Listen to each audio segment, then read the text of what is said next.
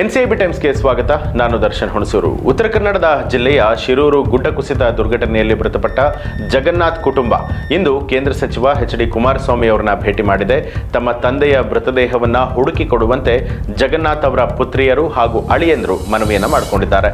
ಜಗನ್ನಾಥ್ ಪುತ್ರಿಯರಾದಂತಹ ಪಲ್ಲವಿ, ಕೃತಿಕಾ, ಮನಿಷಾ ಹಾಗೂ ಅಳಿಯ ಸುಭಾಷ್ ನಾಯಕ್ ಅವರು ಕೇಂದ್ರ ಸಚಿವ ಎಚ್.ಡಿ. ಕುಮಾರಸ್ವಾಮಿ ಅವರಿಗೆ ಮನವಿಯನ್ನ ಮಾಡಿಕೊಂಡಿದ್ದಾರೆ. ಈ ವೇಳೆ ಮಾತನಾಡಿದಂತಹ ಮೃತ ಜಗನ್ನಾಥ್ ಅವರ ಕುಟುಂಬದವರು ತಂದೆಯ ಮೃತದೇಹ ದೊರೆಯದೆ 5 ದಿನಗಳಾಯಿತು. ಅನ್ನ ಆಹಾರ ಕೂಡ ಸೇವಿಸಿಲ್ಲ. ಲಕ್ಷ್ಮಣ್ ನಾಯಕ್ ಕುಟುಂಬಕ್ಕೆ ಸಹಾಯ ಮಾಡಲೆಂದು ತಂದೆ ತೆರಳಿದಂತಹ ಸಂದರ್ಭದಲ್ಲಿ ಈ ಘಟನೆ ನಡೆದು ಹೋಗಿದೆ. ಕ್ಯಾಂಟೀನ್ ಇದ್ದ ಜಾಗದಲ್ಲಿ ಹುಡುಕೋದರ ಬದಲು ಜಿಲ್ಲಾಡಳಿತ ಮೀನಾಮೇಷವನ್ನ ಮಾಡ್ತಾ ಇದೆ. ನಮ್ಮ ತಂದೆಯ ಮೃತದೇಹವನ್ನಾದರೂ ಕೂಡ ಹುಡುಕಿ ಕೊಡಿ ಅಂತ ಹೇಳಿ ನೋವನ್ನ ವ್ಯಕ್ತಪಡಿಸಿದ್ರು. ಮೂಲತಃ ಕುಮಟ, ಬಾಡ, ಕುಬ್ಬಣಗೇರಿಯ ಗ್ರಾಮದ ನಿವಾಸಿ ಜಗನ್ನಾಥ ಜಟ್ಟಿ ನಾಯ್ಕ ಶಿರೂರಿನ ಸಣ್ಣ ಕ್ಯಾಂಟೀನ್ನ ಮಾಲೀಕರಾಗಿದ್ದರು.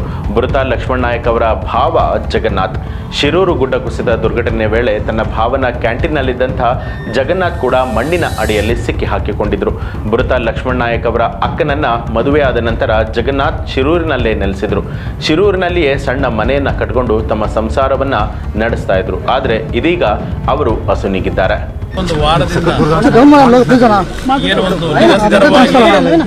ಇವತ್ತು NDRFನ ಸಿಬ್ಬಂದಿಗಳಿರ್ಬೋದು, ಜಿಲ್ಲಾಡಳಿತದ ಸಿಬ್ಬಂದಿಗಳಿರ್ಬೋದು ಪ್ರಾಮಾಣಿಕವಾಗಿ ಕೆಲಸ ಮಾಡ್ತಾ ಇದ್ದಾರೆ. ಇದು ಆಗಬಾರ್ದಂಥ ಒಂದು ಘಟನೆ. ಇಲ್ಲಿ ಒಂದು ಪ್ರಶ್ನೆ, ಕೆಲವು ಇವತ್ತು ಟೀಕೆ ಮಾಡ್ತಕ್ಕಂಥದ್ದು ಈ ಒಂದು ಕಾಮಗಾರಿಯ ಒಂದು ಅನ್ಸೈಂಟಿಫಿಕ್ ಆಗಿ ಮಾಡಿರ್ತಕ್ಕಂಥ ಹಿನ್ನೆಲೆ ಇಂಥ ಒಂದು ಘಟನೆ ನಡೆದಿದೆ. ಅದಕ್ಕೂ ಕೆಲವು ಸಮಸ್ಯೆಗಳು ಈಗ ಅದರ ಬಗ್ಗೆ ನಾನು ಚರ್ಚೆ ಮಾಡ್ಲಿಕ್ಕೆ ಹೋಗೋದಿಲ್ಲ. ಮುಂದಿನ ದಿನಗಳಲ್ಲಿ ಈ ಹೆದ್ದಾರಿ ಅವೈಜ್ಞಾನಿಕ ಕಾಮಗಾರಿಯಿಂದಾನೇ ಇದು ಘಟನೆ ಆಗಿದೆ ಸರ್. ಇದು ಬೇರೆ ಬೇರೆ ಕಡೆ ಆಗುವಂತ ಸಾಧ್ಯತೆ ಇದೆ. ಯಾವ ರೀತಿ ದುರಸ್ತಿ ಮಾಡ್ತಾರೆ? ಅದಕ್ಕೆ ಅವೈಜ್ಞಾನಿಕವಾಗಿ ಆಗಿದೆ ಅಂತಕ್ಕಂಥ ಎಲ್ಲರೂ ಹೇಳ್ತಾರೆ. ಅವೈಜ್ಞಾನಿಕವಾಗಿ ಆಗ್ತಕ್ಕಂಥದ್ದಕ್ಕೆ ನಾನು ಬರೀ ಇಂಜಿನಿಯರ್ಗಳನ್ನ ಹೇಳಲ್ಲ. ಅರಣ್ಯ ಇಲಾಖೆಯಲ್ಲಿ ಹಲವಾರು ಕಾನೂನುಗಳನ್ನು ತಂದು ಅರಣ್ಯ ಇಲಾಖೆಯಲ್ಲಿ ಇಂಥ ಒಂದು ಪಶ್ಚಿಮ ಘಟ್ಟಗಳ ಪ್ರದೇಶಗಳಲ್ಲಿ ಫಾರೆಸ್ಟ್ ಕೆಲಸಗಳಾಗಬೇಕಾದ್ರೆ ಅವ್ರದ್ದೇ ಆದಂಥ ಒಂದು ಬಾರ್ಗಳನ್ನು ಹಾಕ್ತಾರೆ. ಇಂತಿಂಥ ನಿಯಮಾವಳಿ ಮೇಲೆ ಕೆಲಸ ಮಾಡಬೇಕು ಅಂತೇಳಿ ಅರಣ್ಯ ಇಲಾಖೆಯವರು ಹಾಕ್ತಾರೆ.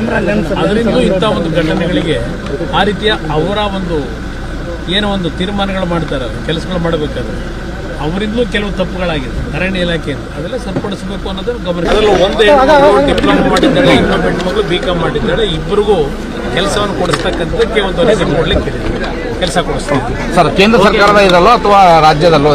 ಎಲ್ಲ ಒಂದು ಕಡೆ ಈಗ ನನಗಿರ್ತಕ್ಕಂಥ ಅವಕಾಶದಲ್ಲಿ ಕೆಲಸ ಕೊಡಿಸ್ತೇನೆ, ದೊಡ್ಡ ವಿಷಯ ಕೆಲಸ ಕೊಡಿಸ್ತೇನೆ. ಇದು ಈ ಹೊತ್ತಿನ ಪ್ರಮುಖ ಸುದ್ದಿ. ಮತ್ತಷ್ಟು ವಿಶೇಷ ಸುದ್ದಿಗಳಿಗಾಗಿ ನೋಡ್ತಾರೆ NCIB ಟೈಮ್ಸ್, ಅಪರಾಧ ಮುಕ್ತ ರಾಷ್ಟ್ರಕ್ಕಾಗಿ.